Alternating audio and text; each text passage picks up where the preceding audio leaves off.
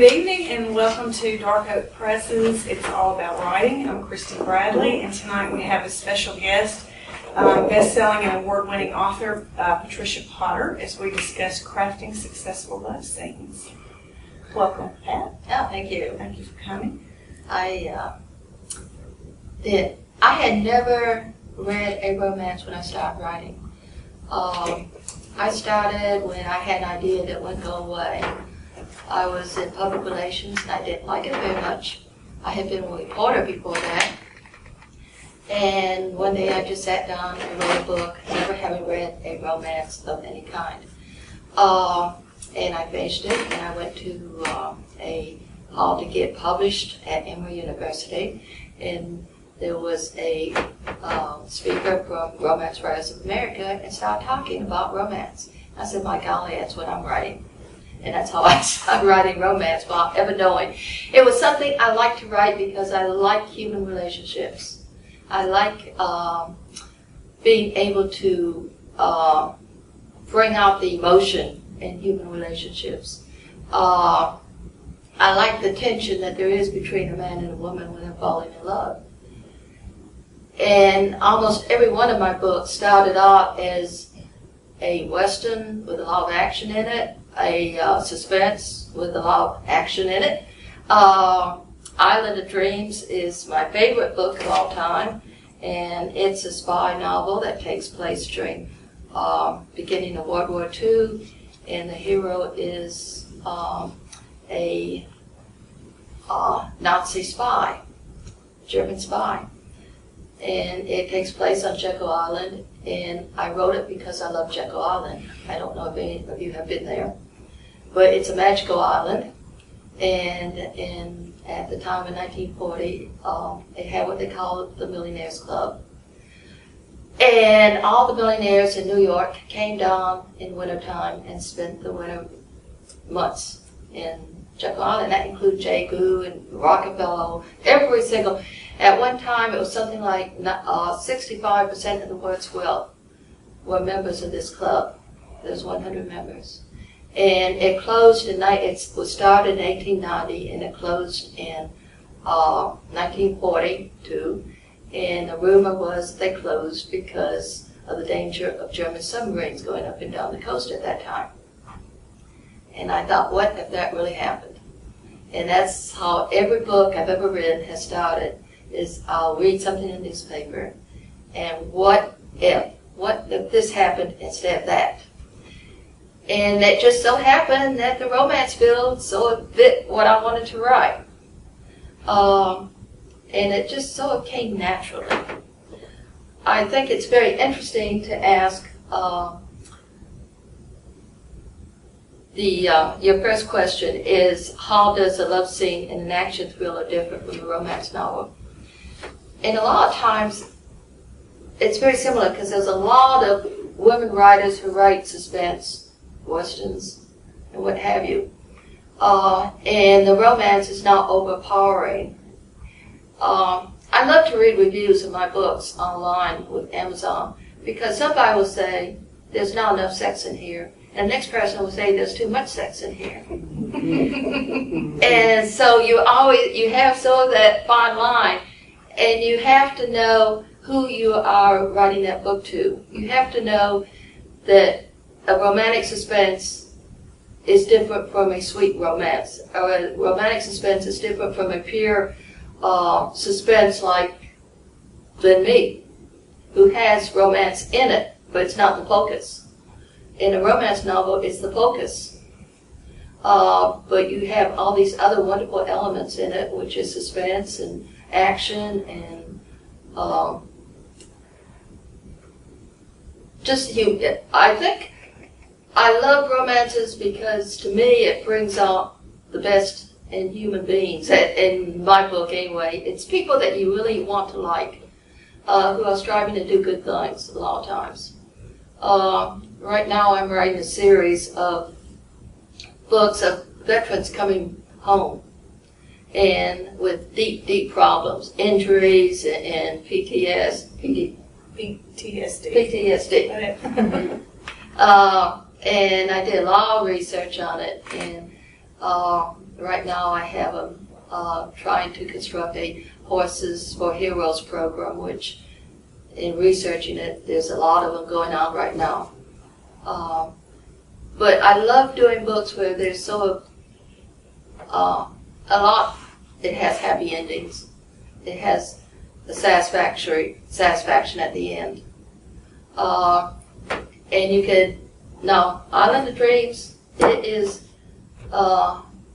very action-oriented. It's a German spy. He falls in love with him. He was set ahead of time, and there's a submarine that's supposed to come in. And he was set ahead of time to see what prepared the way. And he falls in love with the governess of the children of one of the millionaires. And he's caught in a vice because one of the reasons he's doing it is because his mother and younger brother are so held by the Nazis. If he doesn't do it, then his family will die. And so we have that big conflict of him liking the people that he is going to betray. In fact, he loves one of them, or else his family is going to die. And that's half the book. And then the other half is 20 years later. She thinks he's dead. He foiled the attack, but in doing so, he staged his own death, and she thought he betrayed her and thought he died. And then he shows up 20 years later when there's danger because of what happened 20 years earlier. And that was a fun scene to write. That's the only time I've ever written a scene ahead of time. When they were reunited? That's when they were reunited, but not after a very, very tough discussion. But it's all action. And so you can do both. But you have to know where you're aiming your book at. You have to know who your audience is. You have to know who your audience is. I have a lot of guys who like my books. My dad's Army buddies all like my books. A lot of them, because there's a lot of action in them as well as romance. But the first thing, when you're thinking about whether you want to put romance in it, you have to know where your audience is. Your David Badassy audience does not want a lot of romance in it. He gets attracted to people, his heroes get attracted to people, but there's never any real anything beyond attraction. So and then there's some suspense that does have some romance in it. But you have to know what audience you're going after. And you have to know, in romance, you go from erotica at the top, which I absolutely despise, which I probably shouldn't say. And it goes to very sexy, medium sexy, and then down to Christian, and you can't even touch until after marriage. And I have a friend who writes that, and it drives her crazy, because you're not even supposed to touch somebody. And if you're falling in love, you want to touch people. But you have to know which audience you're aiming at, and sort of write your book that way. I think you can't just come up with it either. It has to be a natural happening when they fall in love. And I don't like books where they fall in love immediately. I think romance should be getting to know each other, the attraction, and I have a sort of 6 stages of love. And one is the spark, the moment of attraction. The spark is the acknowledgement by our physical selves that interest toward each other exists. It's fast and it's impactful. It's not love, but rather the beginning of a quest. Stage 2, shared interaction causes a sense of exhilaration and flirting.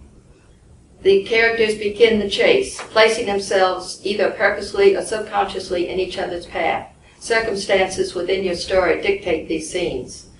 A second stage is composed heavily of discovery. You're trying to find out something about this other person. Stage 3, it's connection.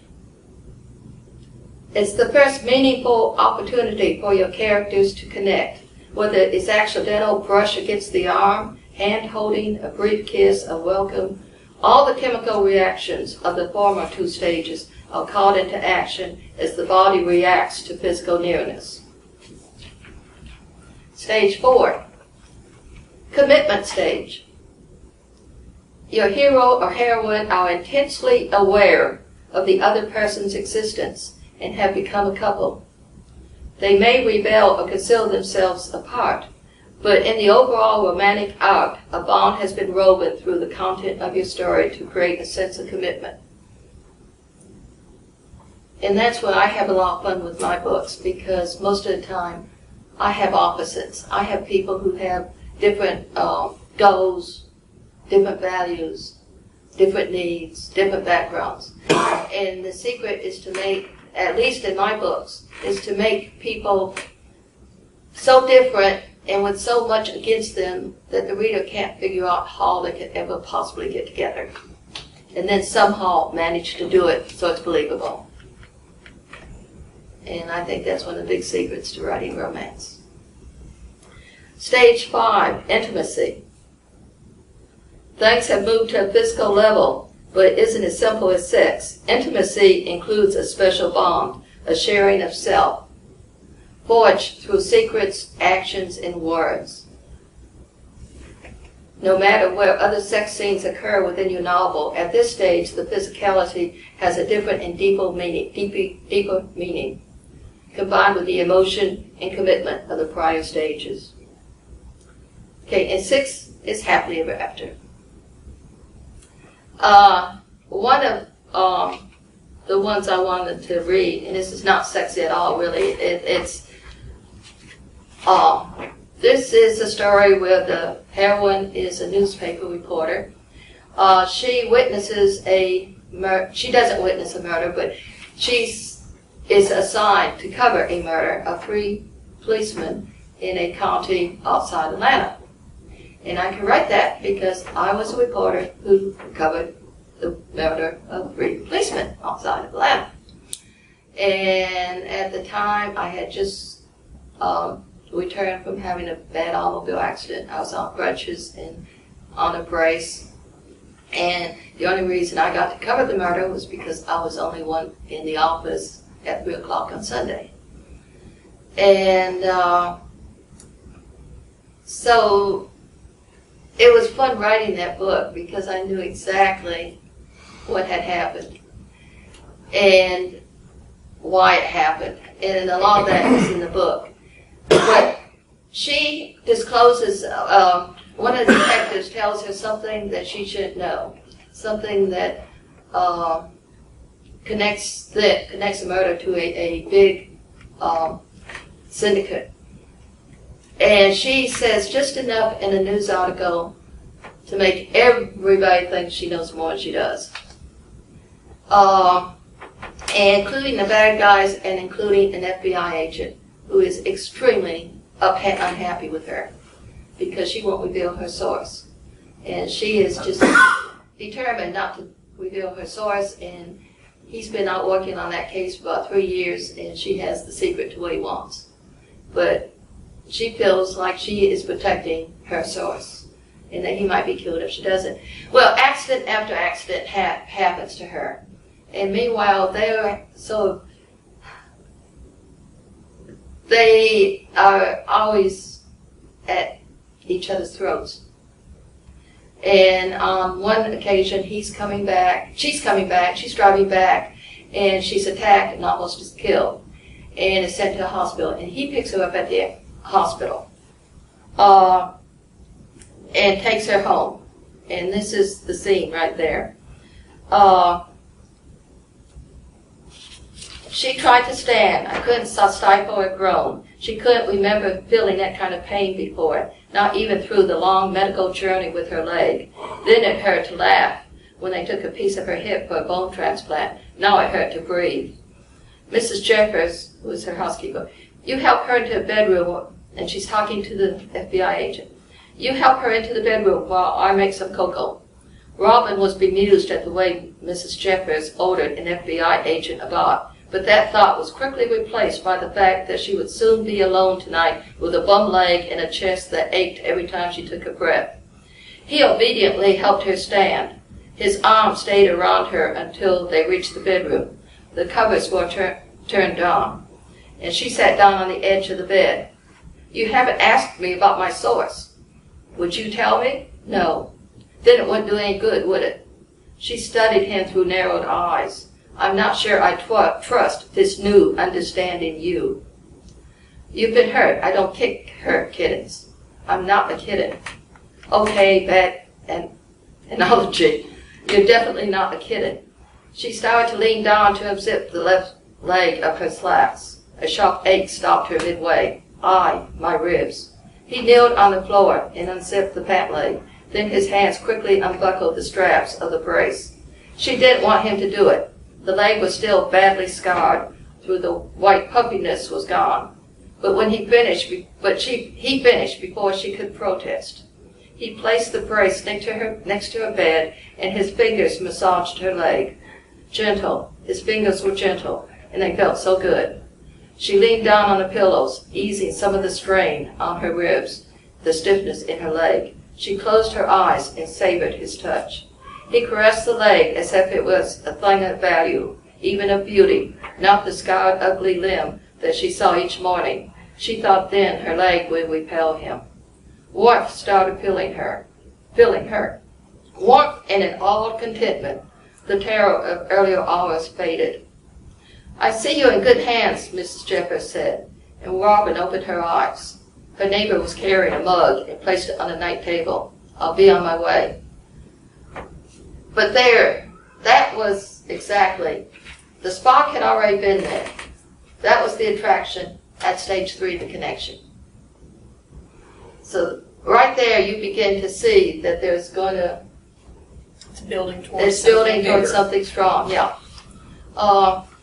And that's sort of here's the happily ever after. Not happily ever after. This is the one I was telling you about, the one in St. Simon's. And this is when she is young. This is in the first part, and he has, the German spy has come and they're falling in love. And this, they're in the boat. Okay. They are in the boat now. Can we stop at the beach on the way back? The question was open and blatant, and one she had never dreamed she would make. But then nothing was as it had been. She would never again be as she was 2 weeks ago. Michael looked down at her. His eyes were unfathomable, blue, protective, and uncommunicative, and she started to wilt before the unblinking gaze. But then, miraculously, his face relaxed, although his expression was wry, as he finally nodded. His hand was warmed and reassuring as he helped her into the boat, which was moving jerkily in the waves. When the boat was underway, he held his arm up, and she moved over and sighed, feeling the warmth of his light embrace. She snuggled up to his chest, knowing that her question had been right, that this was right. The wind caressed her face, the drops from the sea washing her with a salty mist. Despite the uncomfortable and unsatisfying discussion at the cloister, she felt reborn, exalted, hopeful. He could no more stay away from her than she could him. She knew it now. No matter how much he tried, something in him couldn't let go. She looked up at him, and just then a gust of wind shook the ribbon from her hair, and it streamed out, wild and free. He looked down at her, and she saw the raw, naked longing in it. His lips touched her face, his tongue licking the mist away, while on one hand continued to steer the boat through the cresting waves.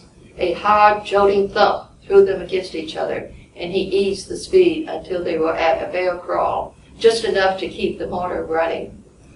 Mist was all around them. The sky was gray as the sea, all different shades of gray, from pearl to pewter. The boat strained at its tether, but kept going slowly, very slowly, towards the island as Michael pulled her completely into his arms, his smile hungrily tracing the lines of her cheeks, and then her neck before seeking her mouth. She heard thunder, but knew it was not from the sky. She felt the searing heat of lightning and knew it was not from nature. The piercing streaks of need thundered and burned inside her, and her arms went around Michael with the urgency of impending loss. And that is when you really have connection free. And that was a fun scene to write because I love Jekyll Island and I love the mist and I love the sea, and it all sort of fit together. And then things blow up from there. And then they don't meet until 20 years later. And I don't know if I marked that or not, but I really had fun with that scene. Let's see if I can find it real quick. Okay.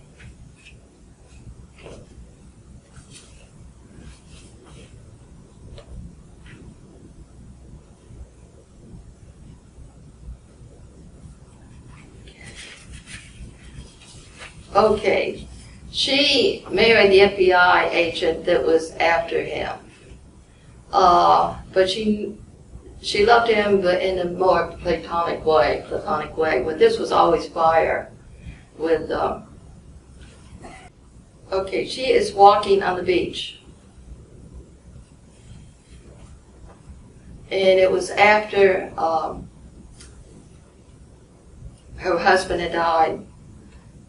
And she's walking on the beach, and all of a sudden, Andy, her dog, was wandering off again, and she started to call him when she saw the man. She would have said he was lounging against a bank, except his stance was tense, as if he was waiting for someone. She couldn't see his face. The last of the sun directly hit it and partially blinded her, yet there was something hauntingly familiar about him. So many times, she told herself, you thought you've seen him so many times. Mirages, wistful thinking. Certainly not that. How could she ever wish to see him again? Especially now that Sanders had been gone such a short time. She heard a whistle, low-pitched and seductive, and she saw Andy turn towards the man and bond toward him. That in itself was unusual. Andy usually stayed away from men. Mira called, but Andy didn't return. She saw no one else, and she felt a sudden apprehension. Too much had happened lately. Nothing was ordinary anymore. Nothing was safe. The sky resembled a candy rock mountain, layers of enticing pastel colors, pink cotton candy upon cinnamon upon lemon. She looked at the man caught in a flash of sun, and suddenly something tugged at her, something unknown, something fearful and aching. She suddenly wanted to run. Instead, she walked towards the two figures in the sand. The man's head was bent, his blonde hair glinting in the sun like pieces of gold, like hair she remembered. His head lifted, and she saw his face. She stumbled and shook her head to clear it. She was going mad. The man stood, deep blue eyes, unfathomable, lines etched deeply around them, the mouth firm and sober, a muscle straining against the tight bronze skin of his cheek.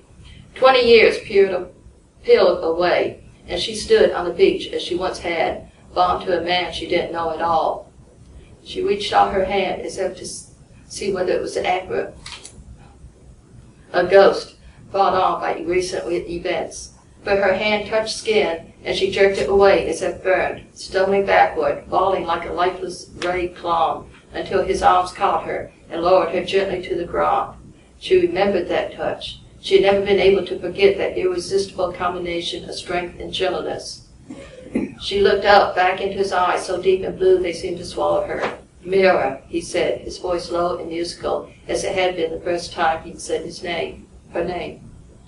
She struggled loose from his hold, his touch. "Who are you?" She hated the catch in her voice. She had never been a physical coward. Whatever else she hadn't been that. She felt a warm body huddled next to her, and part of her mind became aware of the shaggy head looking anxiously from her to the man now kneeling next to her. An excuse to look away. Mira felt emotions raging in her like an ocean in the midst of a hurricane, deadly violent waves growing with an ever-increasing fury. They battered at her, hot waves, freezing waves, each intermingling till she felt herself drowning in them, extinguished by them. She heard herself whimper, and once more she felt his hands, and she knew beyond a doubt that was he. The same fire branded her skin, the same electricity. Mother of God, how could she remember it so well, so easily, as if it was yesterday? So that's but there's a lot of time before she can ever get back. And solving that problem of her feeling so betrayed and never being able to trust again is then the essence of the rest of the book. So romance can mean a lot of different things. I think one of the things, what are some of the questions that you had? Well, let's see. Teasers are used to draw out the tension, and how often should they be used? It depends on the people.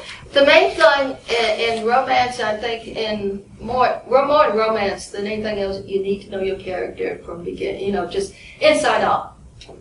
I spend probably about a month before I start a book doing nothing but thinking about my two characters. And trying to figure out from who exactly they are. What do they like? Why are they there? What is their background? Why are they going to do what I want them, what my loose plot is? And how can I make them as different as possible? Because that's what you have to sustain a romance throughout. The most recent one I finished, was one of my vets. The hero was a major in special forces. He was wounded badly enough that he spent 2 years rebuilding his leg. And now he could walk on that leg, but he could never be in the field again. And they offered him either a medical discharge or he could take a desktop job. And he had a couple of months to figure this out. And a friend of his called and said was starting this, Frank called and said was starting this program for vets, this Horses for Heroes program, and we need your help. You've been through this for 2 years of rehab and what have you, and you could come and help us. And the other thing that he had been was a professional baseball player. Well, he was a baseball player in college. And when he graduated, he was going to go into sports management.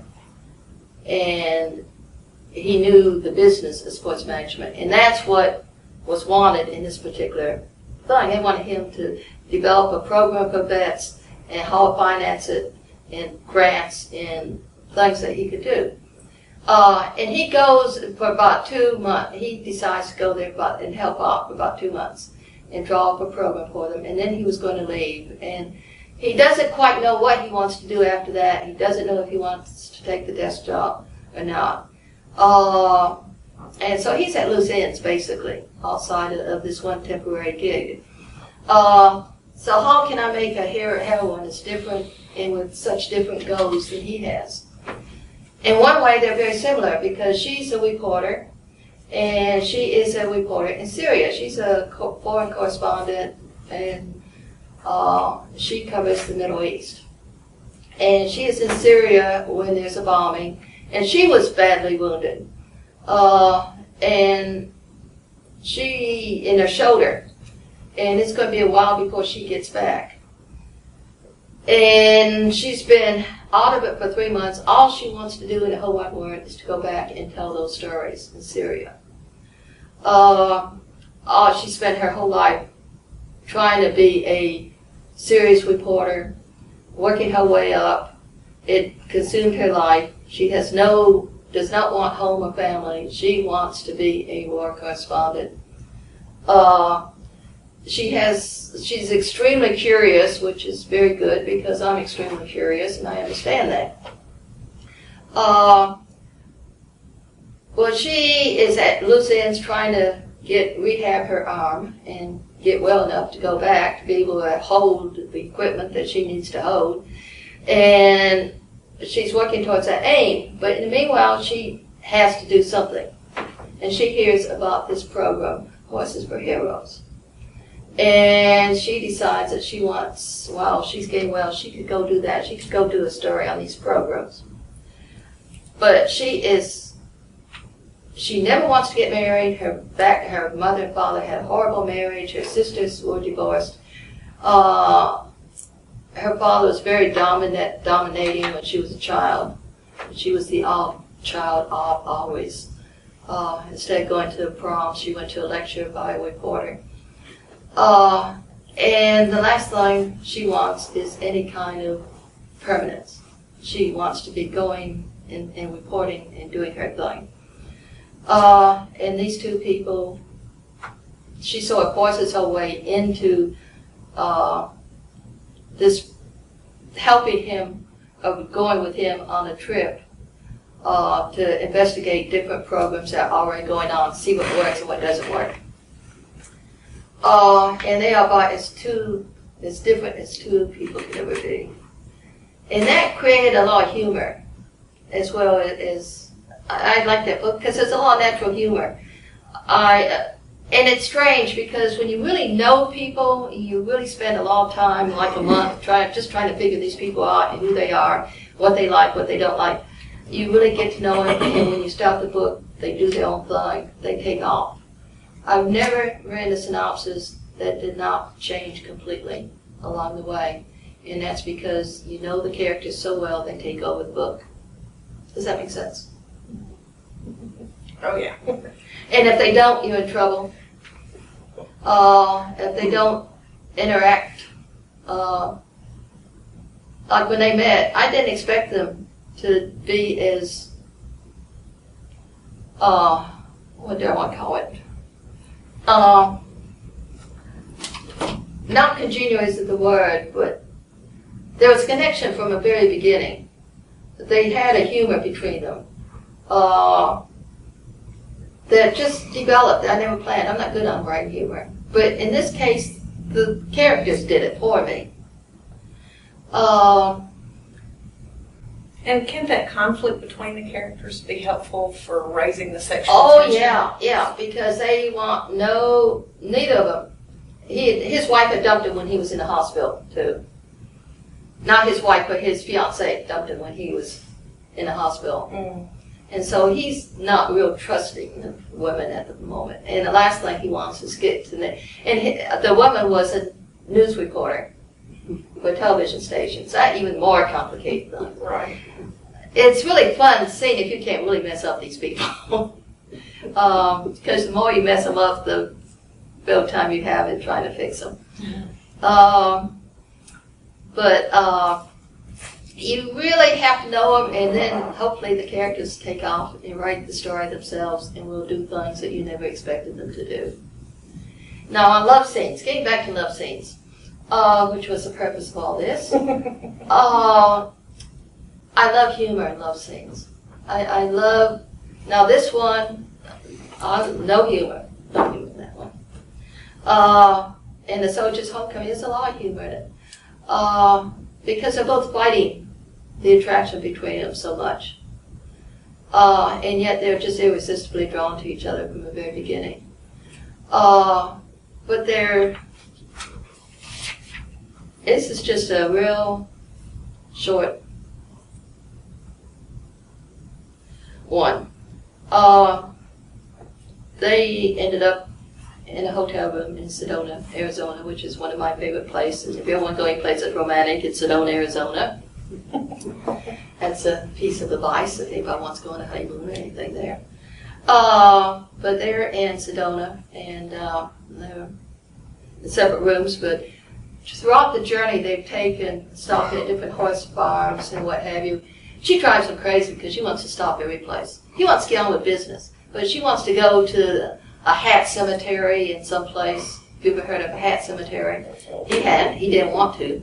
And she kept wanting to stop at all these oddball places, and it drove him crazy. So there's a lot of humor in it. But now they're in Sedona, and things are beginning to heat up.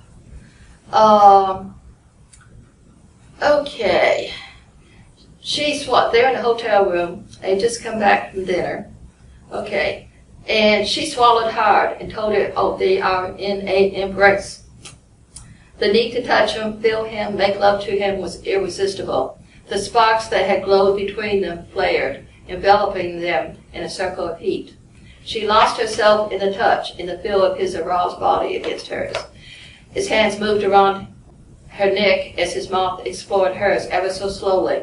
She sensed he was only barely holding on to control. So was she. She swallowed hard and told herself to pull away, to leave the room, to close the door between them. She was terrified of the feelings welling up inside her. She didn't want to be in love. Love was a trap. She kept trying to convince herself of that. But she couldn't leave, damn it. She wanted his touch, his kisses. She wanted to feel that tenderness in him wrap around her. For the first time she could remember, she wanted to feel real intimacy, the kind that came with caring. Not just sex, but something so much stronger. She reached up on her toes so their bodies fit together. The kiss became frantic, exploding, until they were so wrapped together that she couldn't tell where one ended and the other began. His hands moved up and down her back, soothing, enticing. Then his fingers started to unbutton her blouse, and he saw her scars, the puckered area around the long scar where the shrapnel tore into it, and the cleaner ones that came from a surgeon's scalpel. "You forgot to duck too," he said with that crooked smile of his. He touched it with such tenderness she could barely breathe. Her body reacted to his touch, trembling slightly as he unhooked her bra and caressed her breast until they were taut and swollen.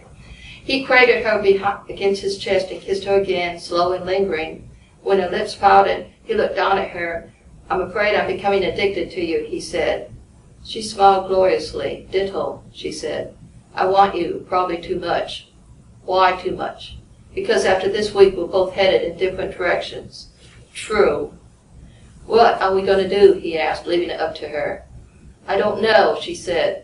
"I like everything about you. I like the way you help friends and take care of your young soldier. I like the way you're so serious and yet indulge my quirky side.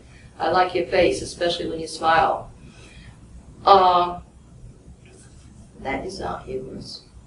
I thought it was.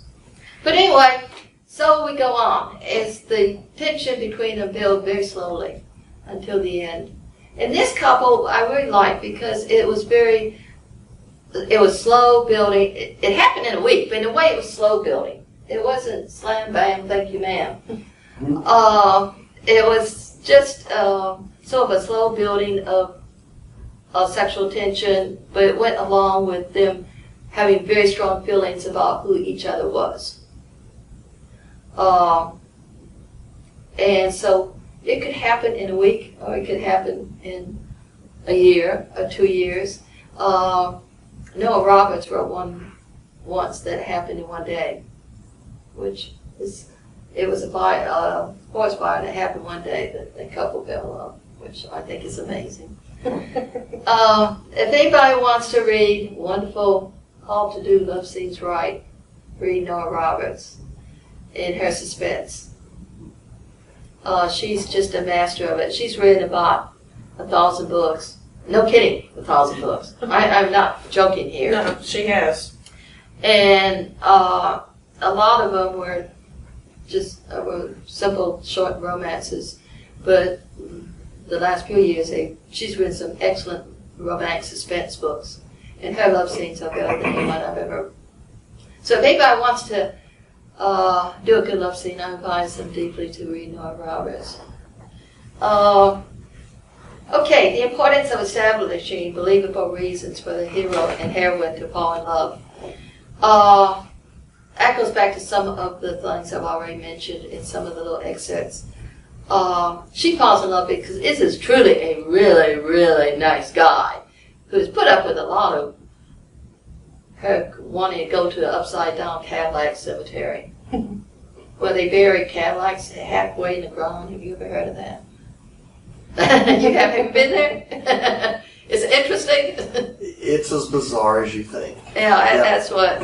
Well, she makes him go to all these really weird places, and he so tolerates it, and finally begins to enjoy it because he's always been very serious. He had a bad growing up period and a very difficult relationship with the father, and did everything on his own.